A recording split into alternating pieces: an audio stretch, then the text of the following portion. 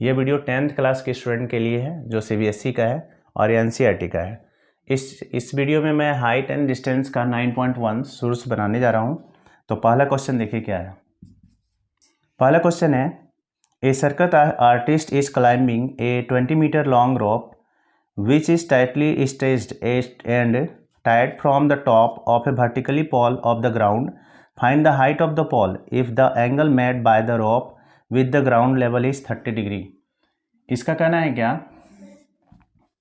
एक circus artist है, ठीक है, और वो 20 मीटर लंबी रस्सी पे चढ़ रहा है, ठीक है, और ये जो रस्सी ग्राउंड से बना हुआ है वो 30 डिग्री का एंगल यहाँ बना रहा है और ये पोल AB है, ठीक।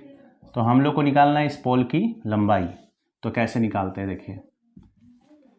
इसका रूल्स क्या है, इसका रूल्स है कि जो चीज़ दिया हुआ है और जो निकालना हो इन दोनों का कॉम्बिनेशन लेना है, यही दोनों का लेना है। तो ये हो गया परपेंडिकुलर, ये हाइपोटेनस हो गया। तो हम लोग यहाँ P और H यानी परपेंडिकुलर हाइपोटेनस में फॉर्मूला लेंगे। तो हम लोग जानते हैं इसका साइन थीटा होता है। तो यहाँ लिखेंगे क्या, ट्रिंगल ABC। इस ट्रिंगल ABC में क्या लेंगे, साइन थीटा। तो साइन थीटा का फॉर्मूला होता है P/H यानी हाइपोटेनस, ये परपेंडिकुलर बाय हाइपोटेनस, तो AB बाय होगा AC, तो साइन 30 डिग्री। अब यह AB हम लोगों को निकालना है और AC का वैल्यू दिया है 20। साइन 30 डिग्री का मान होता है 1/2 और यहाँ AB बाय 20, 2 से कटा देंगे 10 बार में, तो AB बराबर होगा 10। तो यही हाइट ऑफ यहाँ पे पोल निकालना था, तो यही पोल है, ठीक है। क्वेश्चन में आपका दिया हुआ है कि हाइट ऑफ द पोल, ये पोल है, इस पोल की लंबाई निकालना है।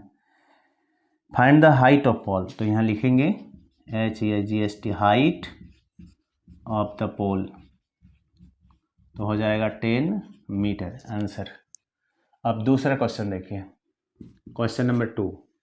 क्वेश्चन नंबर 2 में है, A tree breaks due to storm and the broken part bends so that the top of the tree touches the ground, making an angle 30 degree with it.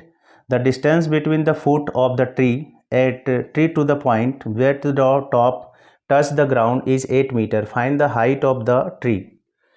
इसमें कह रहा है कि एक ट्री है जो तूफान के कारण एक जगह से टूट जाता है। मान लीजिए कि यहाँ से टूट गया और टूटने के बाद ये ग्राउंड पे आके यहाँ इस जगह आके गिरता है। तो इसमें क्या है, यही पार्ट्स यहाँ गिरा है, इसलिए ये दोनों पार्ट्स क्या होगा, इक्वल होगा। और इसमें कह रहा है कि वो 30 डिग्री का एंगल भी बनाता है इस जगह। कह रहा है where the top touch the ground is 8 metre, मतलब यहाँ से जो इसका जो जहाँ पे ये टच करता है वो है 8 मीटर, ठीक है। तो हम लोग को निकालना है पूरा का पूरा ट्री का हाइट। तो अगर हम ट्री के हाइट को मान लेते हैं AB, C पे टच करता है और D से टूटता है, तो देखिए कैसे बनता है। तो अभी बताएं कि हम लोग फार्मूला उसी तरह यूज़ करेंगे। फार्मूला ये लेंगे कि जो निकालना हो और जो दिया हुआ हो। जैसे ये दिया हुआ है नीचे ग्राउंड वाला डिस्टेंस और हम लोगों को ये हाइपोटेनस निकालना है, तो बेस और हाइपोटेनस का फार्मूला कॉस थीटा से होता है, ठीक है। तो कॉस थीटा लेंगे हम लोग, ट्रिंगल लेंगे DBC, इस DBC में लेंगे कॉस थीटा, तो BC बाय DC, फिर कॉस 30 डिग्री, तो BC का वैल्यू है 8 और DC इधर। कॉस 30 डिग्री का वैल्यू होता है √3/2 और यहाँ हो जाएगा 8/DC।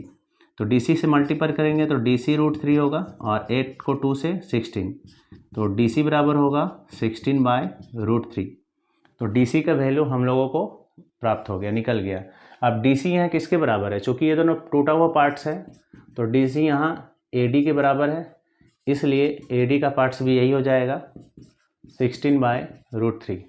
अब फिर से एक बार हम ट्रिंगल को फिर से लेंगे। कौन सा ट्रिंगल लेंगे, यही DBC, इस बार ये निकालना है। तो ट्रिंगल DBC, इस DBC में ये निकालेंगे तो ये दोनों को जोड़ेंगे तो पूरा हाइट होगा, यानी कि हम लोग को ट्री का पूरा हाइट निकाल जाएगा। तो ये क्या है, परपेंडिकुलर है और बेस है। परपेंडिकुलर और बेस में फॉर्मूला tan थीटा का यूज़ करेंगे। तो यहाँ लिखेंगे tan थीटा, तो DB by BC, tan 30 degree, तो DB नहीं है मेरे पास और BC का वैल्यू है 8। tan 30 डिग्री का फॉर्मूला 1/√3, और यहाँ db/8, क्रॉस मल्टीप्लिकेशन करेंगे तो हो जाएगा db√3 बराबर 8, तो यहाँ होगा db बराबर 8/√3।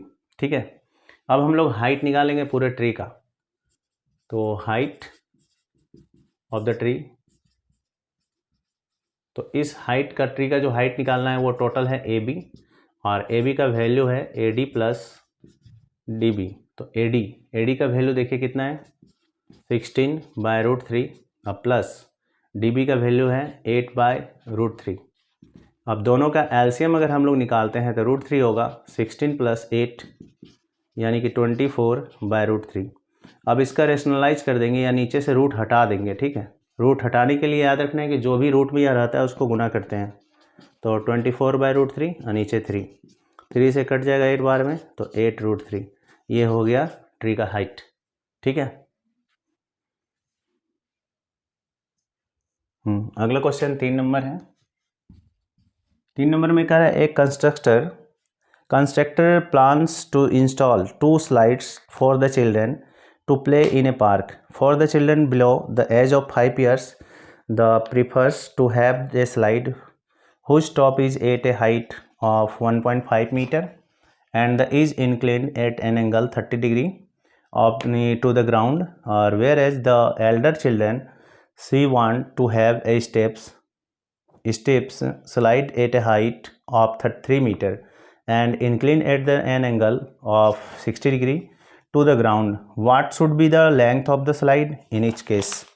इसमें क्वेश्चन में कह रहा है कि एक कंस्ट्रक्टर है, वो क्या करता है कि एक प्लान करता है कि वो बच्चों को मतलब स्लिप करने के लिए, फिसलने के लिए 2 तरह का स्लाइड लगाता है। एक कह रहा है 5 साल से कम उम्र के बच्चों के लिए, ठीक है, उसका हाइट होता है 1.5 मीटर और वो एंगल जो बनता है वो 30 डिग्री का। और दूसरा कह रहा है कि जो अधिक उम्र के बच्चे हैं उन बच्चों के लिए 3 मीटर हाइट का बनाता है। ठीक है, और इसका एंगल जो बनता है वो 60 डिग्री का होता है, यानी इसमें ज़्यादा स्लाइड मतलब ढाल ज़्यादा है और ये 3 मीटर का। हम लोग को निकालना क्या है कि what should be the length of the slide, यानी स्लाइड का जो लेंथ है, ये स्लाइड है, तो इस स्लाइड का लेंथ हम लोगों को निकालना है कि दोनों का स्लाइड का लेंथ क्या है। तो अगर हम लोग इसको ले लेते हैं ABC और इसका ले लेते हैं DEF, ये फर्स्ट ये सेकेंड, तो फर्स्ट केस, यानी फर्स्ट केस में अगर हम लोग लेते हैं तो ट्रिंगल ले लेंगे ABC। इस ट्रिंगल ABC में हम लोग देख रहे हैं कि ये दिया हुआ है, ये निकालना है। ठीक है, तो यहाँ पर हम लोग कौन सा फॉर्मूला लेंगे, परपेंडिकुलर और हाइपोटेनस के बीच P/H यानी कि साइन थीटा।